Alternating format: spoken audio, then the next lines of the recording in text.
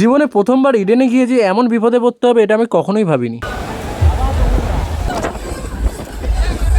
তো আজ ছিল ইডেন গার্ডেনে কলকাতা ভার্সেস পাঞ্জাবের খেলা। আর আমার জার্সি দেখে তোমরা বুঝতেই পেরেছো যে আমি কোন টিমকে সাপোর্ট করি। আর যারা বুঝতে পারছে না তাদেরকে আমি বলে দিই যে আমি কলকাতার টিমকে কিন্তু সাপোর্ট করি, কিন্তু আমার টিমের এবছর এত বাজে অবস্থা যে আমি কি বলবো। পরপর দুখানা ম্যাচ সেরে এইটা হলো 3 নম্বর ম্যাচ যেটা আমরা দেখতে যাচ্ছিলাম। আর এখানে তোমরা যাকে দেখতে পাচ্ছ ইনি কিন্তু কলকাতার প্লেয়ারের মতনই দেখতে একজন, সেই জন্য এনার সাথেও কিন্তু অনেকে ছবি তুলছিল। আর ওখান থেকে বেরিয়ে আমরা যখন ইডেন গার্ডেনের সামনে যাই তখন দেখি কলকাতা টিমের বাস চলে এসেছে। বাস থেকে কিন্তু কলকাতা টিমের যত প্লেয়ার ছিল সব প্লেয়ারগুলোই নামছিল। তারপর তাদেরকে দেখার পর আমরা চলে যাই আমাদের গেট নাম্বারে। এটা যেতে না যেতে আমার সঙ্গে একটা ইউটিউবারের দেখা হয়ে গেছিল এখানে। আর একে কারা কারা তোমরা চেনো আমাকে কমেন্ট করে কিন্তু জানি। তারপর ইডেনে ঢোকার পর আমরা আমাদের সিট খুঁজতে থাকি। সিট খুঁজে আমি আমার টিমকে সাপোর্ট করতে না করতে আমি দেখতে পাই বলিউডের বাদশা শাহরুখ খানকে। ভাই আমি এই প্রথম শাহরুখ খানকে এত সামনে থেকে দেখছিলাম, আর আমি বলে বোঝাতে পারবো না আমার ফিলিংস তখন কিরকম ছিল। আর আমার মনটা একটু ভালো হতে না হতে মনটা আবার খারাপ হয়ে যায়, কারণ ইডেনে শুরু হয়ে গেছিল ঝড় বৃষ্টি, সেই জন্য ম্যাচও বন্ধ হয়ে গেছিল। আর কখন ম্যাচ চালু হবে সেটাও আমরা বুঝতে পারছিলাম না। ঝড় এত পরিমাণে হচ্ছিল যে আজকে আমাদের ম্যাচটাই বন্ধ হয়ে গেছিল। আর আমার মনটা এতটাই খারাপ হয়ে গেছিল যে আমি তোমাদেরকে বলে বোঝাতে পারবো না। আর ঝড় বৃষ্টির মধ্যেই আমাদেরকে বেরিয়ে পড়তে হয়েছিল, তাহলে আমরা আমাদের মেট্রো পেতাম না। তো আজকের এই ভিডিওটা এটুকুই। তোমাদের সঙ্গে দেখা হবে নতুন কোনো ভিডিওতে। আর তোমরা আইপিএলে কোন টিমকে সাপোর্ট করছো আমার কমেন্ট করে কিন্তু জানিও।